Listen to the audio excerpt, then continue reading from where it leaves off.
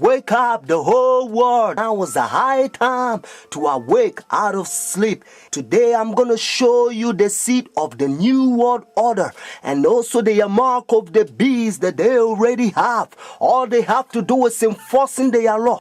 The whole thing is tied with religion. That's why Revelation chapter 13 verse 17, the Bible says no one can buy or sell. Notice. It's a great honor for me. Thank you so much. Friends, I'm going to give you a little history and then I will tell you the power behind the scene, the new world order. Constantine was the one who united the church and stayed together. Notice, during dark ages, pagan Rome, when he marched them to Tiber River, they said they was baptized. So when they came to the church, they was idol statue worshippers. So when they brought their statues in Roman Catholic Church, they start naming them Christian name, Jupiter and all this thing. They call them Peter and Rosary and all this paganism that they brought to Roman Catholic Church.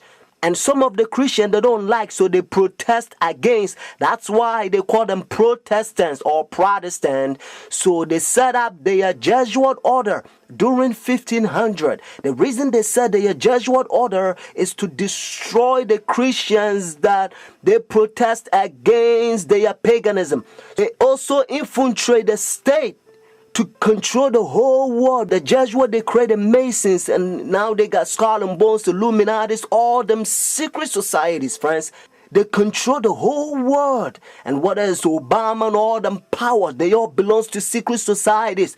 I love everybody. I don't have a choice if I want to go to heaven, but I got to tell you the truth because the whole thing is tied with Bible. The church and state is going to unite in the last days and they will bring the mark of the beast that the Bible says. So notice. You came from circumference I did, your old country. Yes. And it was successful. Successful, you have some decisions. It's not so easy with all. The Iraq War has been another foreign policy challenge, beginning with John Paul's papacy. Other foreign policy priorities for Benedict include pushing for peace in the Holy Land and decrying rising secularism in Europe. He's also been quietly working to establish relations, something that was not possible during the last papacy, largely because of John Paul's role in the fall of communism in Poland. The Chinese obviously didn't want John Paul II running around China doing the same thing. Pope Benedict is not that kind of a threat to China. Most of the time, in places around the world, Vatican diplomats work outside the spotlight, where experts say they often have an advantage.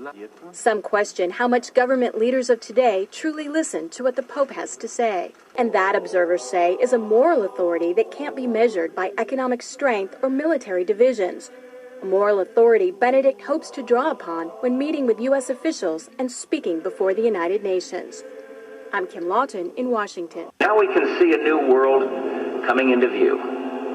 A world in which there is the very real prospect of a new world order. Pope Benedict XVI is calling for a new world financial order. A document entitled Charity and Truth was released just hours before the G8 summit. Friends, the Jesuit order, they also infiltrate every religion, especially Sunday churches. That's why Revelation chapter 17 called this power whore. Notice, the mother of harlot. Jesus Christ is the one who died for the whole world and he's drawn everybody to himself. But this power, they don't want you to go to Jesus Christ. They want you to go to them and confess your sin to them. So notice what Revelation chapter 18 says. And they also infiltrate the kings, presidents. So notice. And he cried mightily with a strong voice, saying, Babylon the great is fallen and is fallen, and is become the habitation of devils, and the hole of every foul spirit, and the cage of every unclean and hateful bird. For all nations have drunk of the wine of her fornications. And notice, and the kings of the earth have committed fornication with her. Friends, now I'm going to tell you their mark. Notice this power, the mark of the beast. Because notice, if the Bible says the mark of the beast, means this power has a mark The beast is a language that God is using for this power. And they themselves, they says in their own book, the book of Catechism, the old version, notice, they says Sunday worship is their mark of authority. The new version, they don't use the word authority, but at least, thank God, they still admit it. Even the new version of Catechism, they still says they changed the Sabbath from Saturday to Sunday. Friends, the mark of the beast is not worldly speculations that sometimes you hear. Some people says, well, it's computer chip, but unfortunately you don't find in the Bible. And some people says, it's 666. But according to Revelation 13 verse 18, actually 666 help you to find the beast. What I mean is to identify the beast. But the Bible says the mark. The reason why I repeat and I kind of stretch it because I don't want you to miss it. It's a deception.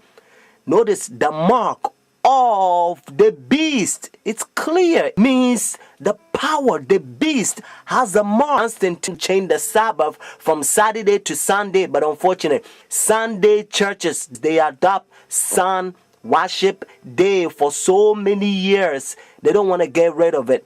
But actually, it's a pagan sun worship day, Sunday worship. Look, even the spellings, you'll find out. Matter of fact, if you look at your calendar, Sunday is always begin as the first day of the week. Unfortunately, they will skip, and some people, they don't know, they will count Monday as the first day of the week, because according to Revelation chapter 12 verse 9, the devil will deceive the whole world. So it's a deception. So a lot of people, the devil, he's in the process blinding the people, including the Christendom. Friends, if you go to church Sunday, notice the first day church, now you don't have the mark of the beast according to Revelation 14 and 13 unless the law is enforced. That's why now you hear different country, they try to forcing the people to not sell or do anything on Sunday because they try to enforce the law. But according to Bible, notice United States is the one who's going to cause the whole world to worship the beast. Their sun worship day means Sunday worship according to Revelation 13. So whenever United States enforce the law, then every country also going to enforce because they control the whole world. Every president on the Roman Catholic Church. Friends, Saturday is always the Sabbath, the seventh day of the week. Notice, and again, it's always Saturday. And that's why the Bible says the seventh day is the Sabbath.